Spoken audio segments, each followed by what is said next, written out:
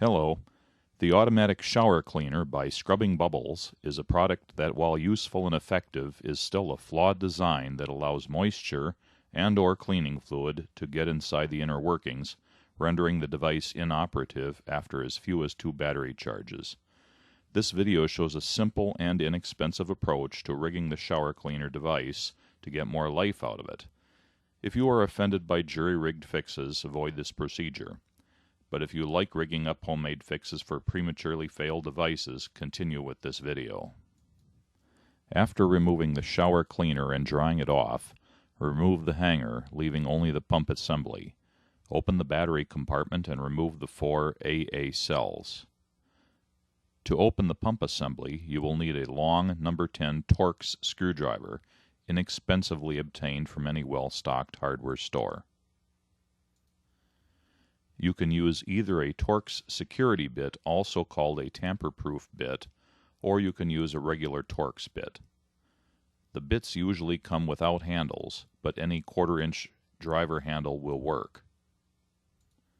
Remove the 6 Torx screws from the bottom of the shower cleaner pump assembly.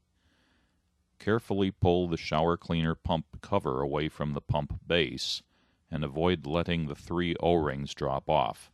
The cleaner will not work correctly after reassembly if the O-rings are missing. When I opened the shower cleaner, I found a lot of fluid pooled inside the cover. It was more watery than the cleaning solution, but still had the scent of the solution, so I conclude that the fluid was a combination of condensed or leaked water from the shower, mixed with some cleaning solution that leaked from the pump. This is certainly the cause of the shower cleaner's early failure. Note the small blue O-ring in the center of the picture, as well as the displaced gray O-ring that is resting to the right of the blue O-ring.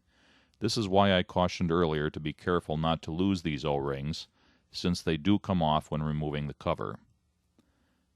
The gray O-ring is supposed to go on the fluid fitting inside the center of the picture, and you can also see the location of the red O-ring. After pouring out the liquid inside the cover, use the paper towel to dry the inside of the cleaner, both the pump assembly and the cover. Then let them sit for about 24 hours to evaporate any remaining moisture. Note the rust on the motor that is part of the pump assembly. This is most likely due to the moisture inside the enclosure. Remove the electronics module. It is simply held in place by friction. Even though the module appears to be hermetically sealed inside a clear plastic envelope, this is what fails when moisture gets inside the pump. It was not clear to me why it failed, but I suspect that the moisture affects the motor, and this may burn out the transistor inside the electronics module that turns the motor power on and off. Cut the 4 wires going to the rear of the electronics module. On my shower cleaner they are black, red, blue, and white. The black and red are from the battery compartment, and the blue and white are to the motor. Strip the insulation from the end of each wire, perhaps 1/4 inch from each, and temporarily twist the blue and red wires together, and then twist the black and white wires together. Temporarily replace the 4 AA cells into the battery compartment, and before closing the battery compartment lid, hold the bottom of the shower cleaner pump assembly inside a trash can, then close the battery compartment to cover the complete circuit. If the motor runs, this proves that the motor still has useful life remaining and the shower cleaner can be salvaged. If the motor does not run, the motor is shot and you should throw the shower cleaner away. During this test, you should also observe a small amount of fluid that was inside the pump being squirted out into the trash can. If nothing is pumped out when the motor runs, it is possible that the wiring connections were not done correctly, so the motor is running backwards. If this happens, check the colors of the 4 wire stubs left on the rear of the electronics module. Regardless of what the wire colors are, you want to be connecting the odd-numbered wires together and the even-numbered wires together. Visit your local Radio Shack or other source of electronic parts and obtain a small toggle switch or a momentary acting push button, and a small plastic project box, and a few feet of multi-conductor cable.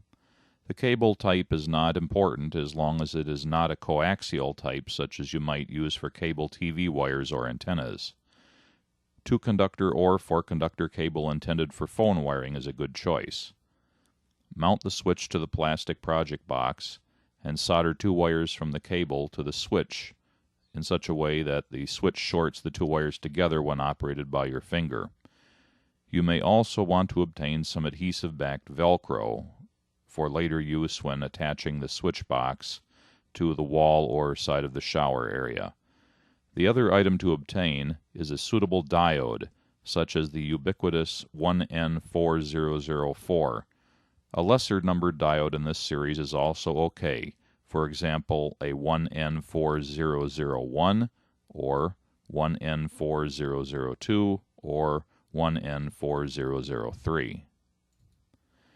Use silicone sealer or bathtub caulk to seal where the cable enters the plastic project box. Use the provided screws to close the project box, and if you plan to use Velcro to attach the box to a surface, take note of where you will stick the Velcro to the side or back of the box. Prepare the 1N4004 or similar diode as shown, bending over the wire leads at the point where they would align with the 2 motor terminals. Then cut off any diode lead length that extends more than 1/8 of an inch or so from the bends. Solder the diode to the motor terminals as shown, taking care not to disrupt the 2 wires that are already there. The banded, striped end of the diode must be oriented to the side of the motor that has the blue wire. If the wire colors to the motor are not blue and white, then take a look at the rear of the electronics module again, and starting with the red wire, skip the second wire and take note of the color of the third wire. This is the color that defines the motor terminal that must get the banded end of the diode. The diode protects the switch and also helps prevent the motor from causing electromagnetic interference that might affect radio reception. The diode is not absolutely necessary for operation, but it is a very good idea to install it while you are doing all the other work. Note that the original diode was part of the electronics module and has been removed since the electronics module is being discarded. You can see the diode through the clear plastic cover of the module. Note which side of the shower cleaner would be closest to the shower door when installed in your shower area. On that side of the shower cleaner cover, find the seam of the plastic or note where the cover is its widest. Measure along this line for about 1 7/8 inches from the bottom edge of the cover and make a mark. Measure from the mark about 1 1/4 inches towards the rear of the cover and make another mark. Drill a hole here that is just barely large enough to fit the cable coming from the switch box. Temporarily attach the shower cleaner cover to the hanger and hang the cover from the shower head and position the switch box where you want it outside the shower area, perhaps on the wall or frame of the shower door. Route the cable between the switch box and the hole that you drilled into the cover. Mark a point on the cable that's about 3 inches longer than what is necessary to reach, and cut the cable to that length.